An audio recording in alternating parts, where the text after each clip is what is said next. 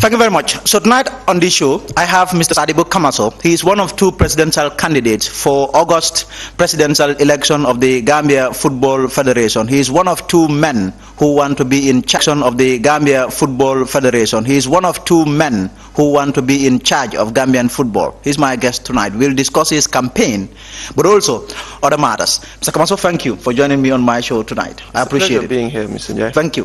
Why did you decide to run against your boss, your current boss, who is currently the president of Gambia Football Federation? Great question. I'd like to welcome all the viewers. My name is Sadibou Kamaso, as Mr. Njie has rightly said. Our football at the moment is at a crossroad, and it needs somebody who can help salvage that. I believe we've gotten to a point where the current leadership is running out of ideas.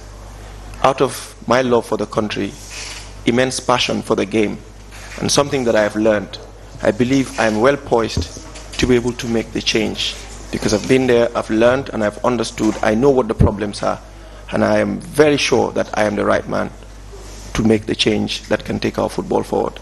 That is the reason why I am contesting, and I also have the backing of a good number of stakeholders who had approached me to say, this is a time that we can make the necessary change to take our football forward, and here we are today.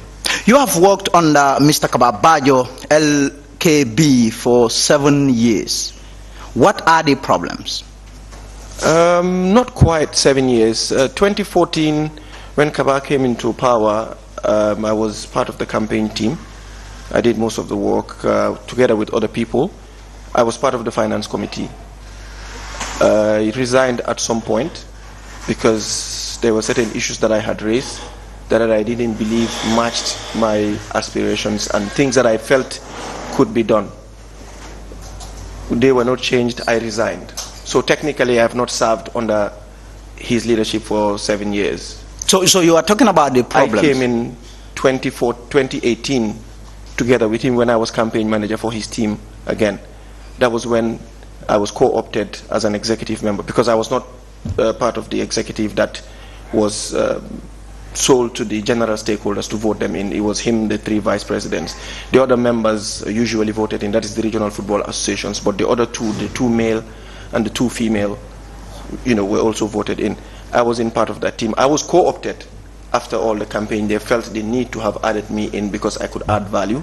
They brought me in. So technically I served under him from 2018 to date. So you are talking about Gambian football at a crossroads. By that you mean it is regressing, going backward. What are the problems since 2018 to now? What have you seen that motivated you, in terms of the problems really, that motivated you to be the #1 man at Football House? It's usually something that politicians often do, make promises before they go into office. I'm a businessman. I could also say I'm a football politician, but I'm more of a businessman. I believe when we make promises, we should ensure we keep them. I believed in this team. That was why I went out to campaign, because everybody knows I was the campaign manager for Team Kaba. I went to every media house to campaign. I sold the ideas they had.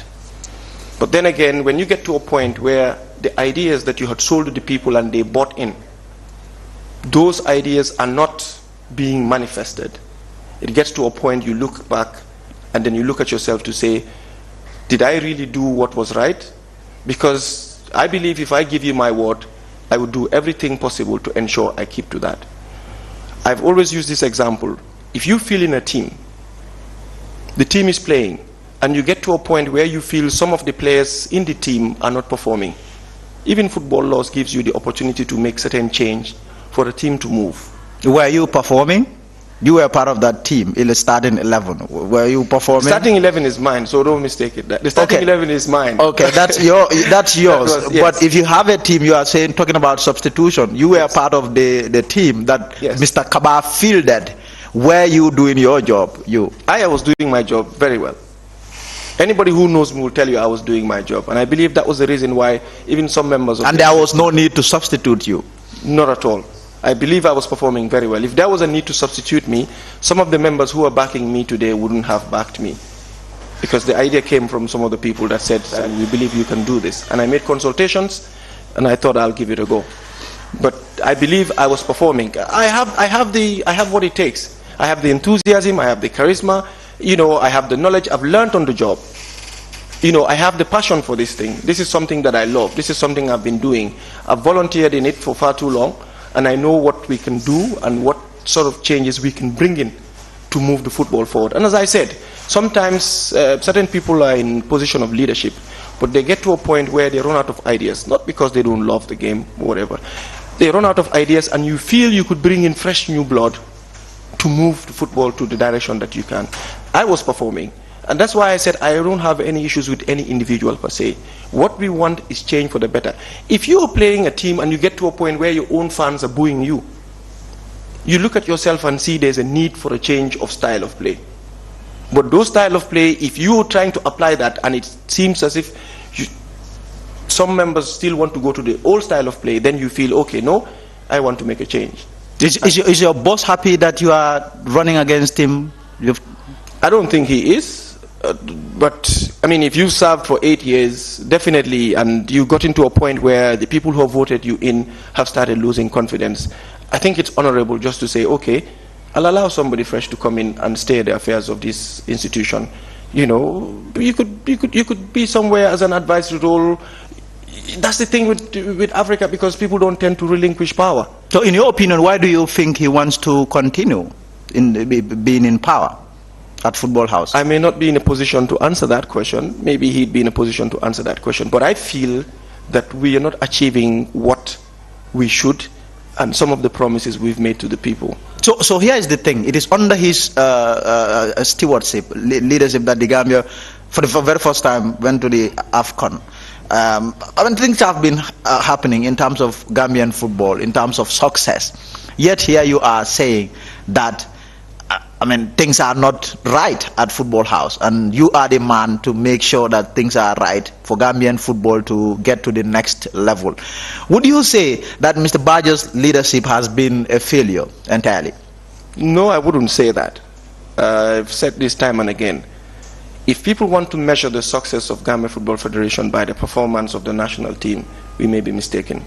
The national team is full of professional players who are playing out there. We have a whole lot of young people who are playing locally, who are looking forward to going abroad. We have grassroots football that we need to regularize. We have women's football that we need to regularize to ensure the women have equal say, they have equal voting rights. We have issues regarding judicious resource mobilization and expenditure. We have corporate social responsibility. We have constitutional reforms, the welfare of the players, infrastructural development. So these are all the things that I believe we should look at, not just the success of the national team. Yes, you cannot take that credit from the Gambia Football Federation. Mind you, this is something that was sown a long time ago. That's why we always say you start something and there's a limit to where you can stop and somebody else can come and continue. Somebody else started it. There were a group of people who started it. We had the former professionals who started. Some of the players who are playing today started playing way before he came into power. And they're still part of the team. So that does not mean that is where it should stop. So if we want to measure the success of the national team, the Gambia Football Federation with the national team, we're making that is just 1 out of 10. So should I say 1 out of many? Because there are a whole lot of things that we should be able to regularize. Like now you have people talking about infrastructure. Your priorities. We will get into your priorities. Before that, let's clear this, because it would appear that is what your critics and your opponents are using against you. That you steal $25,000. Did you steal this money? I'm not a thief, and I've never stolen. I don't steal. Anybody who knows me will know that Saribo is not a thief. I'm not a criminal. If I was a thief, if I had stolen the money by now, the commission would have found me guilty. There was a commission that was established. I think I made a video on this, and I said that was going to be my last piece on that, because this thing has been ongoing. There's a letter that was written to me after the commission made its findings, and the president himself wrote the letter. The findings of the commission are with the GFF. What did he say in that letter? That the commission has seen that the money was actually stolen, and they appreciated the fact that I was one person who stole the money. Where it got stolen. I wouldn't know. If I knew who stole it, by then I would have, gotten that person to book. I was traveling with the money and it got missing. I don't know how it happened until I got to Angola. But what the commission found out, there was an investigation, and there was a commission that was established, not by me, by the Gambia Football Federation, of course. They did their findings. Let them come out with the report. Here is where I have a problem. I mean, I've tried to lay my hands on this report. I could not. I contacted one GFA official. GFF official. He tells me it is the president who can only give you the report. I called another person. He tells me the same thing. I called Mr. Bajo. Mr. Bajo would not pick the phone. I sent him a message to say that I need that report. I need to see what is in that report. That way, we can put it out there. The citizens will know what is in the report regarding the whole of this. You are saying that, I mean, you have been cleared. I don't personally have a copy of the report. I don't. Why didn't they give you the I have report? no idea. See, that's the thing. I mean, I cannot force myself and get the report. I'm not at the head. I'm not the head of the GFF. So how did you know that you have been cleared? A letter was written to me. By when the report. Do you have that letter? Yes, I have the letter. I have it in my office. When the report came out in October, I think it was October. I've forgotten the date. October 2021, I believe, or 2020. When the report came out, the president called me some months after that, because even after the report came out, I was still paying. So it was months after he called me one day in his office to say the report has arrived, and I wouldn't do anything to put you into trouble. I said, no, I mean, I've been taken to a commission. Let them do their job. I have nothing to hide. I know that I have not stolen any money.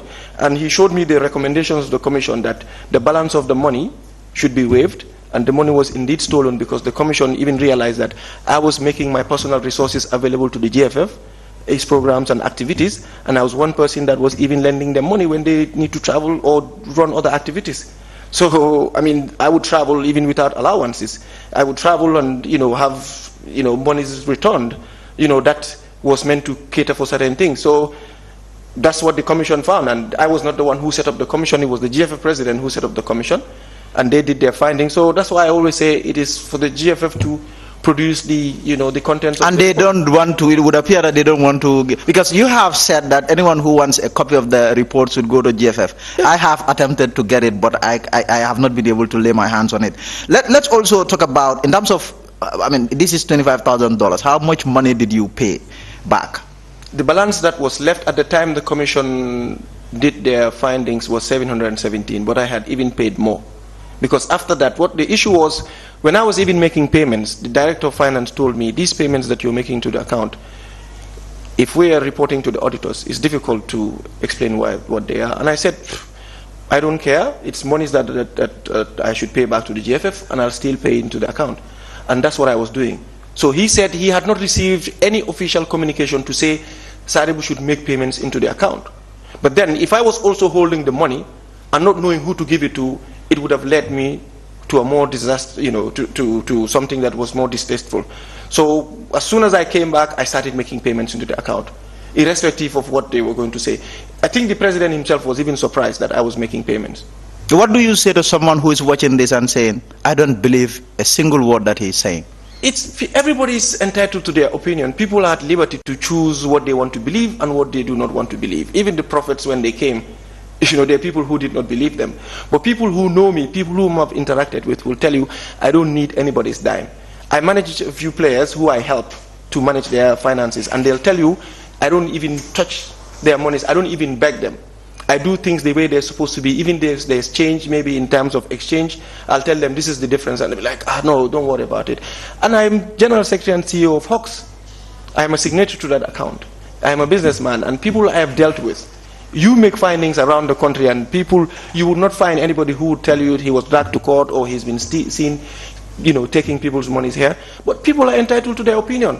It is up to them to choose what they want to believe or not. But anybody who knows me would know I'm an honest man. And that's why when I was told I was going to be taken to a commission, because this was when I was told that I should write a letter to say I'm paying the money. I said no, but I did mention that I was going to pay the money, and I have started.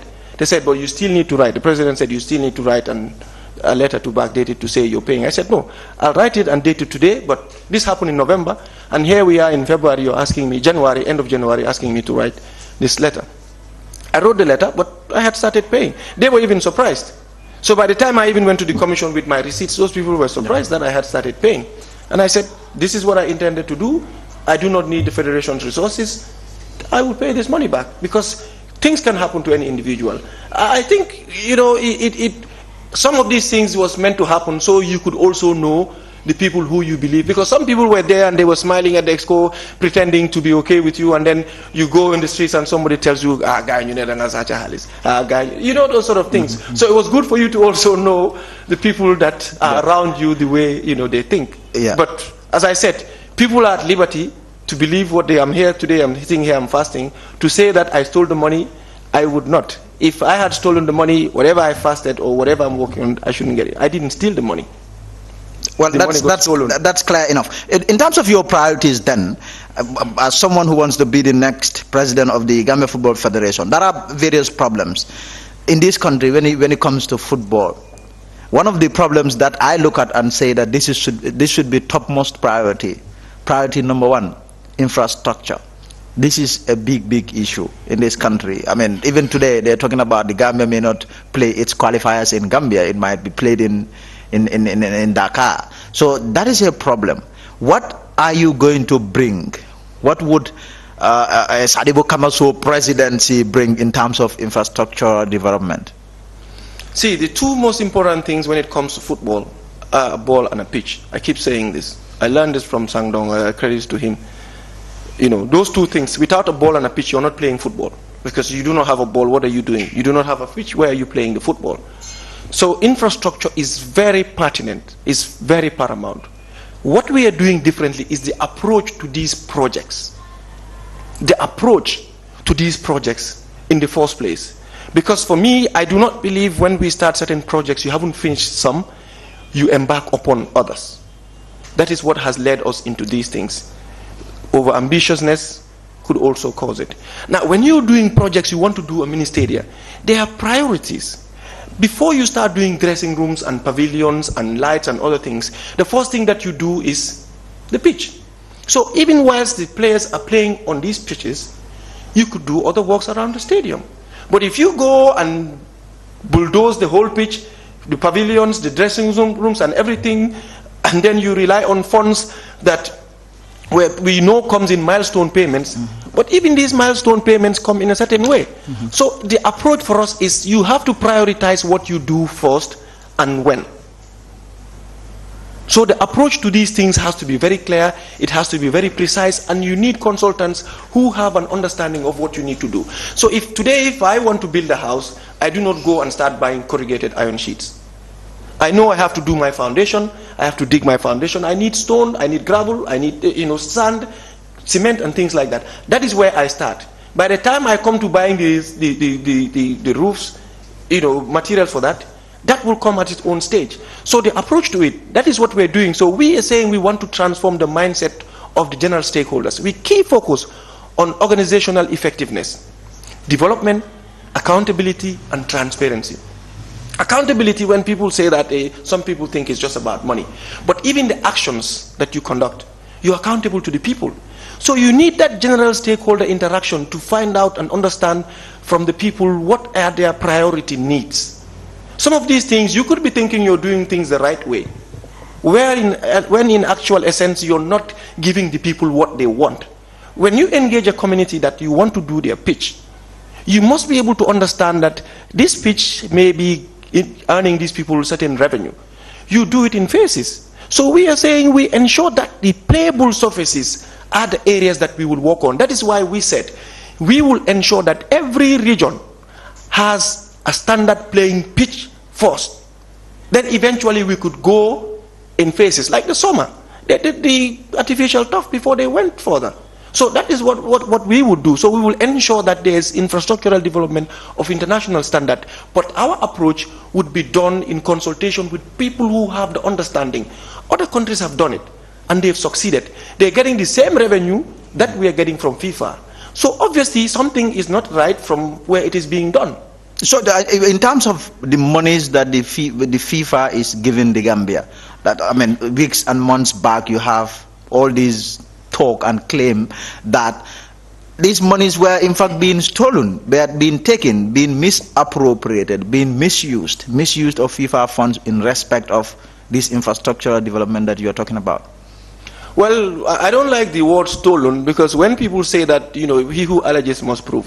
When you accuse people, if you accuse even the Federation that somebody has stolen money, you need to prove that they've actually stolen it. So I don't think that would be the right word to say. As I said, it's the approach to some of these things. But people are always entitled to their opinion. They could say those things. And I believe engaging the stakeholders is key. Because when the journalists knock on your doors, or people who want to find out information about these things, we should be open to them, because it's public office. You cannot be sitting in public office and operating like private. We should be in a position to be open. That's why we said we want to transform the mindset of the stakeholders. We keep focus on organizational effectiveness, development, transparency, and accountability. Because we have to be as transparent as possible. If you are not, because issues of allegations of corruption must be dealt in a very, careful manner. If you do not have proof of these things that you're saying, it's difficult to bring them forward. But then again, if you are the person who's being accused of being corrupt is sitting on information for far too long, you encourage a lot more suspicion, and what do you expect? They will be able to harbor whatever thinkings they're doing. Mm-hmm. And if you're not even delivering, it makes it even worse. So that is the issue here. So you also talked about public office, but I want to relate that to government. Is the Gambia Football Federation completely independent of or from government? Because you have this sometimes claim by officials of the GFF that they are not answerable to government. The executive is not appointed or selected by the government. It is the people who vote these people directly into office. Then it is an independent institution. I think people need to understand that a little bit more. What FIFA talks about is interfering in the affairs of the daily operations, in the sense that when people are elected into office, you cannot just come and yank people out like that. Because obviously they are voted in. They're just trying to promote democracy. But that does not mean to say you are not answerable to the government. It's the government that funds the national teams.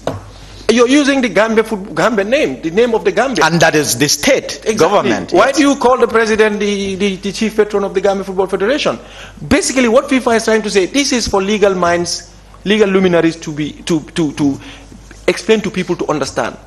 Because sometimes you see in Africa, this only happens in African continents, where people are elected into office and government comes and yanks them out. But mostly it is based on issues of allegations of corruptions and things of that sort. But to say that government, the Gambia Football Federation is, you are under the laws of it's the laws of the Gambia that are governing the Gambia Football Federation. The stakeholders who are here are all, unless they want to change the name and give it International Football Federation, but we are under the auspice, we are under the Gambia government. It's the Gambia government that funds the national team. It's the Gambia government that should be paying the salaries of the coaches. So all these things are under the government. So if you claim that you're not under government, they could also just take themselves out of it. But to say that, what FIFA is basically saying is government interference into the affairs. It's just like somebody coming to the GPU, you're all under the GPU, no? Yep.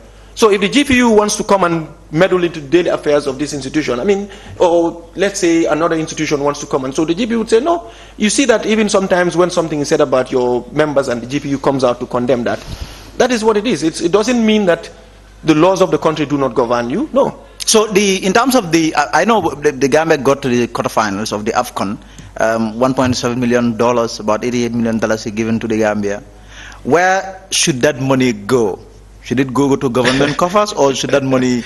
I'm not sure if it is 88 million. 1.7 million. It was supposed to be 1.175. Yes. But there were times that the Gambia played certain matches and we were fined, a few times here and there. Yes. So they will have to automatically take out. Yes, that's what they do. They take their fines. It's just like a bank. You take a loan.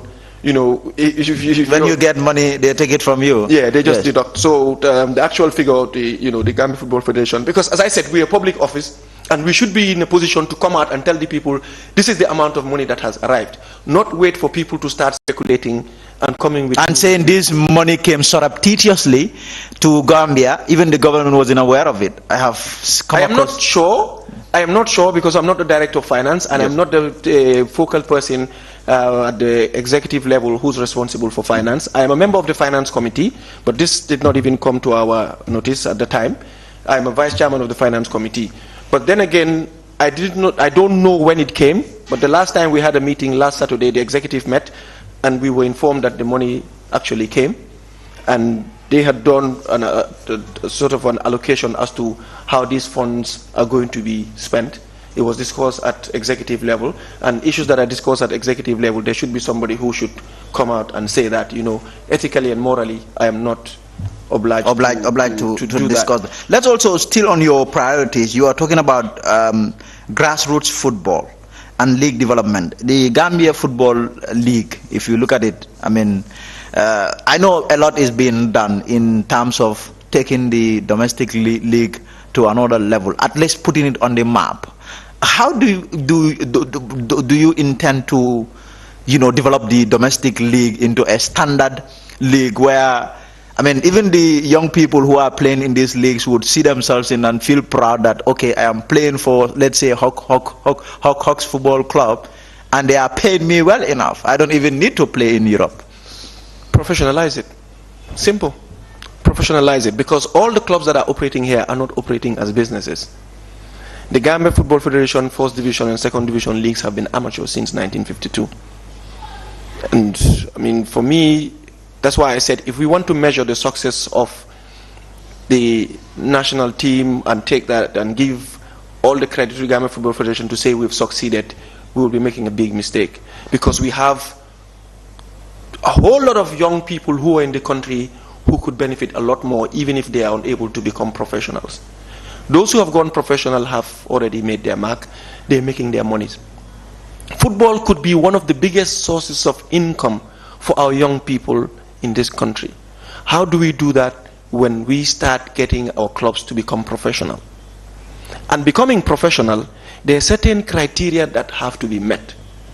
Even though this club licensing thing is being done at the moment at the GFF level, but those who know would know that I'm a strong advocate for the league being professionalized, because once we professionalize the league, I was even part of the people who went on a study tour to Morocco. I was personally trying to talk to some of my colleagues in Fufa and other countries in Uganda to see how they can help us learn from what they do. And when you professionalize the league, you set a certain criteria that clubs need to meet before they can actually become football clubs. Yeah. Mm-hmm. Not to play but join in the league, yes. So the amateur ones would actually be looking forward, or we were looking to meeting those standards. Yes. Yep. So when you do that, you know, the legal criteria, sporting criteria, administrative, you know, financial infrastructure, you have to meet all of these criteria, because you have to have your own infrastructure, like your own pitch, your clubhouse, you know, the administrative part. You need to ensure that you have the staff who are fully employed. You know, the financial criteria, you need to ensure that these people are contracted and they're being paid. Because the way our system is structured, you can't force some of these clubs to do this. Even though we have clubs that are contracting their players, and we always ask them to submit contracts, but even at the federation level, sometimes you realize clubs don't submit their contracts. And players need to have that liberty to be able to move or walk out of their contract if certain clauses are there that do not conform to what they believe. And then at least a minimum wage for the players, so they see this as something that is lucrative. I do not need to go out. I can become a pro and stay here. We've seen countries like Morocco, countries like Egypt, where most of their players are local. They play local. It will take us time, but we must start from somewhere. We've been there, and by now, I think after 8 years, by now, at least the professional league should have been in place. And for us, that is one thing that we are going to give very, very, you know, a key focus on, because we're going to ensure that the league becomes professional as quick as possible. We need to engage on government to ensure the right policies are in place. Then clubs would ensure that whether the players or the coaches, the physios, whoever is there is contracted. They have the minimum wages that they tend to receive, and all the infrastructure are in place. So there's even life after football for these people. So when they're doing these transfers, and if they are registered as businesses, they're able to conduct other businesses to be able to fund the clubs. The way the clubs are structured now, they cannot conduct business, they cannot buy shares in other, you know, because they are not registered as businesses. But once you do that, you're able to buy shares even in banks. You could sell a player and you have a good chunk of money coming in, and then you deposit those monies into the bank to say you're buying shares or whatever, you're investing in treasury bills or whatever it is, to be able to. But as the way they are not in a position to do that. But when they become professional, all these clubs must be registered as businesses so they can start earning revenue, to be able to sell replica jerseys, making monies and conducting other businesses to support their clubs, because every business does that. So we want to ensure the league is professionalized, and by so doing we will put in certain conditions that need to be met. Once you meet them, you can stay there. Some of the clubs who do not meet all the criteria, because it will be difficult to get all the clubs to meet the criteria, you get a provisional license to say before the league ends you should try and meet so and so. So the clubs who are amateur would also be working their way up towards becoming a professional league. What is your strategy in respect of your campaign to peeping Kaba to the line come August? Why would I release my strategy here? That is not something that I would do. What we are doing is to ensure, because the thing is, what we are doing is sell our ideas to the stakeholders. How do you go about selling it? One of them is coming up with the starting 11. Yes. The starting 11 captures what we have for Gambian football. Because oftentimes people want to come and take over office and you do not have anything to sell to the stakeholders. This took me a while to do.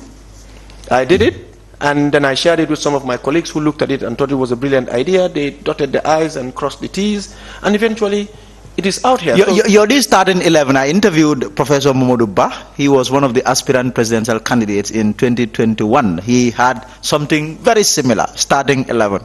And then came Mr. Kamaso, starting 11. Oh, there are claims that you stole his idea. I don't even know Professor Momodu Ba. I have never seen that starting 11. I have never seen it anywhere. The starting 11 came with an idea where I had 10 points. And Aliu Bey said, no, why don't we make it 11? Because there are 11 players on the pitch. So to show you that we didn't even steal his idea, I had 10 points. And then he said, why don't we make it 11? That's clear. So I don't even know Professor, but I've never seen that document. That's clear. So I also want to ask about the issue of women. I mean, I know women too. They also, I mean, they also have a role that they are playing in Gambian football, and it has to be appreciated. What is your plan for them? Certainly, the future of football is women football. Anything women are in, it becomes lucrative.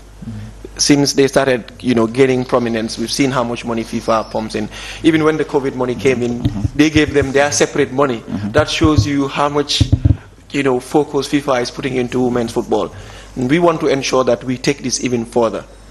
And that is why the key focus, should I say not the key focus, the areas that we want to focus on, the primary side is to ensure that the women football clubs, the first and second division clubs, get equal voting rights like the men. This we will sell to the general stakeholders, so they come to the General Assembly.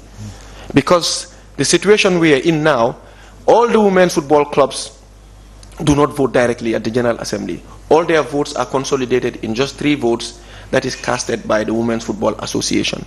But then again, this Women's Football Association, instead of being in a position to run the affairs of their league, their league is being run by the Gambia Football Federation. So there's some sort of mismatch, or should I say a bit of confusion there.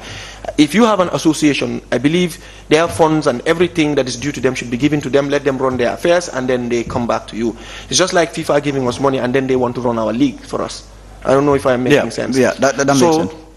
The first thing that we want to do is to bring them at par with a male-dominated society in terms of football. We want to remove this patriarchal atmosphere that we have, because eventually they can help do a lot more. Now that we've seen our men have qualified to the AFCON and they've gone all the way to the quarterfinals, the women just got knocked out by Cameroon, recently, and who knows, they could have made it. And gradually we could even help remove this gender stereotype and all these mindsets some of our parents have about women not being able to play football because they cannot bear children. And this is also another area we will work on. So key is to ensure that they have voting rights. Another area is to ensure that we have women at the decision-making table. The way the Gambia Football Federation constitution is structured is you have the president, you have the 3 vice presidents, you have 2 male and 2 female, but the 2 male, one of whom must be a retired referee. This we also want to change, because the 2 male and the 2 female, one of them, it could instead of one of the male being a retired referee, it could even be a female. You know, we have the Aissatou Tourés who have gone, you know, have gone their FIFA badges. So when they retire, they should be able to sit there at the decision-making table.